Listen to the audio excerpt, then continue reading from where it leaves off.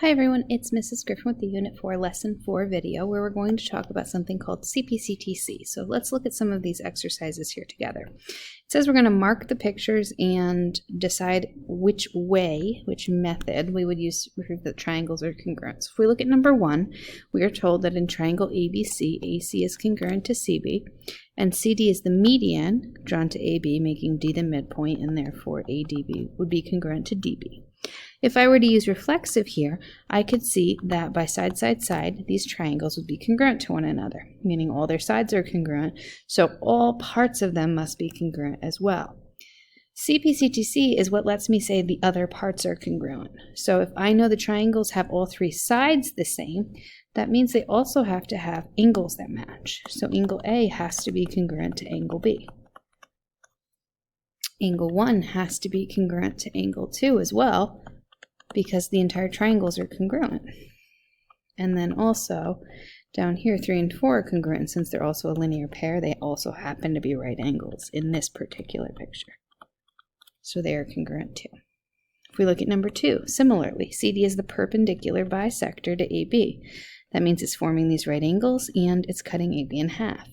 Also, by reflexive, I'd have CD there, and by side angle side, I would know that these are congruent triangles, ADC and BDC. CPCTC allows me to say, okay, now that I know they're congruent triangles, I prove that has to be true by side angle side, then that means that side AC and CB have to be the same. I didn't have that in the given, but because the triangles are congruent, they have to be. Same thing for these angles up here. They have to be the same. And the same thing for angle A and angle B. They have to be the same because they are in corresponding spots. They match. All right, number 3 is a different sort of picture, but it's the same concept. We have these AEC and BED making straight lines. We also know AB is parallel to CD. That's not congruent, but it does mean I have congruent alternate interior angles at A and C and at B and D. And E is the midpoint of AC, meaning that AE and CE would be the same. So if I look at this, I have 2 angles, and the congruent side is the one not connecting them. So that would be angle, angle, side. So that means that the other pieces of these triangles, BE and ED, AB and CD, as well as these 2 angles, which I could have mentioned by vertical angles, they're congruent also. Now, what does CPCTC stand for? Corresponding parts of congruent triangles are congruent, meaning once I know that 2 triangles are congruent from one of these 5 methods, then any pair of sides or angles is going to be congruent as well. So, for all of these, I've done the givens. We're going to skip number 2, but you can do that now if you'd like. All right, so for number 1, we have CA is congruent to CB. I'm going to mark those off, as well as CD being the median drawn to AB. So vocabulary, I'm going to start by defining that. Remember that a median connects a vertex to a midpoint.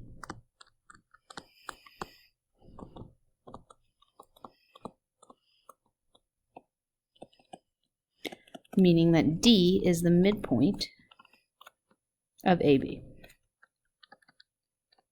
And since D is the midpoint of AB, we now know that AD must be congruent to DB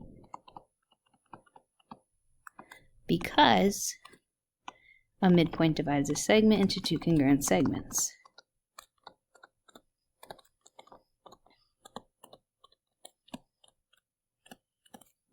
Now, I know we can do reflexive, we mentioned that earlier, but I want to show something different that I haven't shown yet, and that's how else you can use the fact that AC is congruent to CB. Because those are congruent segments, the large triangle ABC must be isosceles. It has 2 congruent sides, which means that it has 2 congruent base angles as well. And we are able to say that angle A must be congruent to angle B because an isosceles triangle has 2 congruent sides across from 2 congruent base angles. And then we can say that these are congruent triangles because we're looking at a side angle side situation. And therefore triangle ADC is congruent to triangle BDC, making sure the letters line up with the matching letters on the other triangle.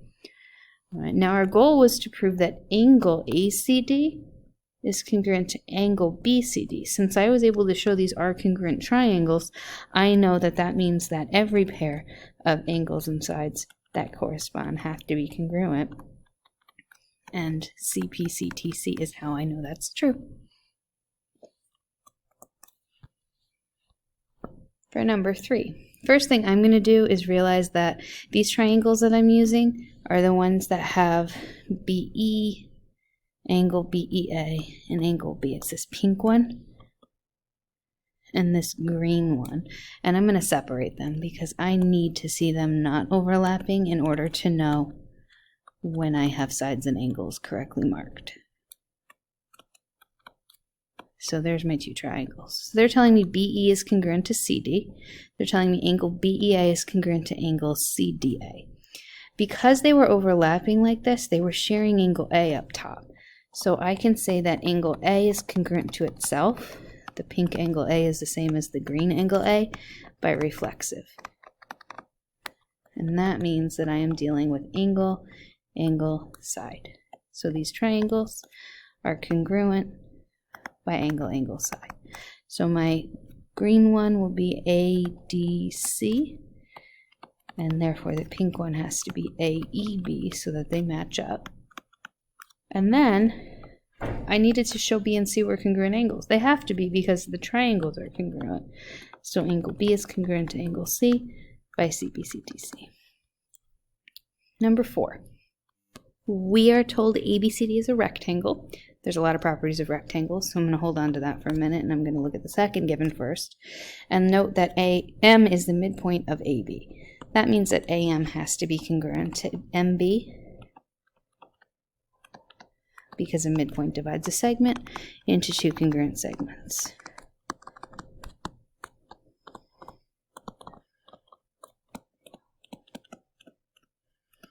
All right, we're trying to show that DM is congruent to CM, and since I was talking about AM being congruent to MB, that is showing me that these triangles are the ones I should be using. So now I'm going to return to the idea that ABCD is a rectangle and figure out what rectangle properties will help me with these triangles. And I notice that I have opposite sides that are congruent. So opposite sides of a rectangle are congruent, which means that AD is congruent to CB. I also know that a rectangle has all angles that are congruent because they're all right angles. So all angles of a rectangle are congruent means that angle A is congruent to angle B.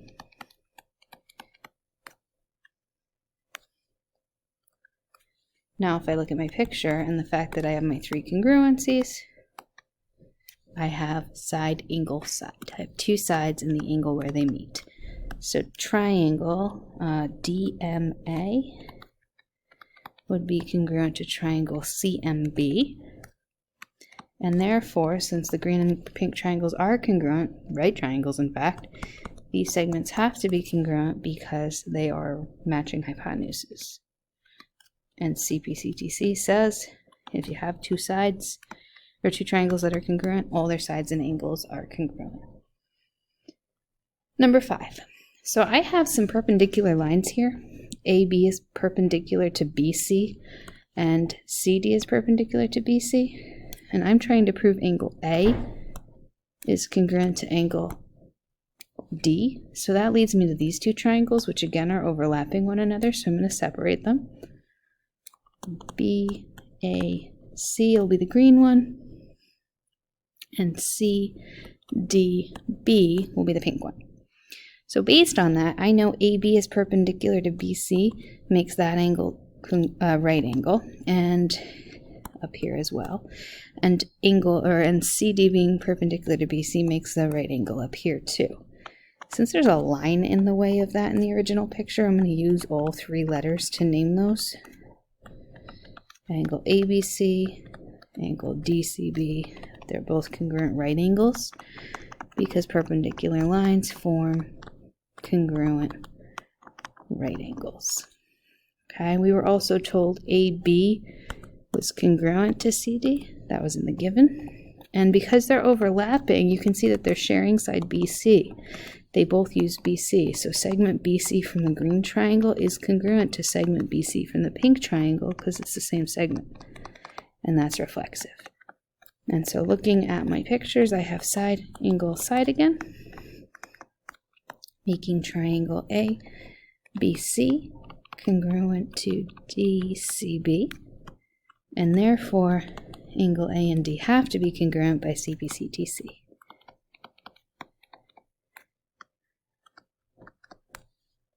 And finally, HJ is a parallelogram. Lots true about parallelograms. Angle 1 is congruent to angle 2. I'm trying to show KH is congruent to EG. That helps lead me to the conclusion that I am dealing with this pink triangle and this green one. And I can try and figure out missing information by using the parallelogram, because I already have this one angle pair. Lots are true in parallelograms, many properties, so I need to try and find things congruent from the parallelogram that help me with the triangles. I notice they have opposite sides that are being used. Opposite sides of parallelograms are congruent.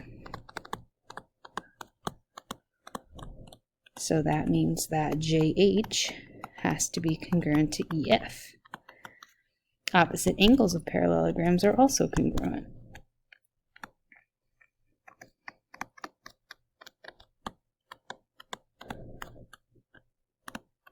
Which means that angle J is congruent to angle F. And now, if you look at your picture, you've got an angle and another one in the green triangle and the side joining them. So this would be angle side angle, and triangle JHK would be congruent to triangle FEG. And then by CPCTC, we could say that KH must also be congruent to EG, since those are sides of 2 triangles that have to be the same.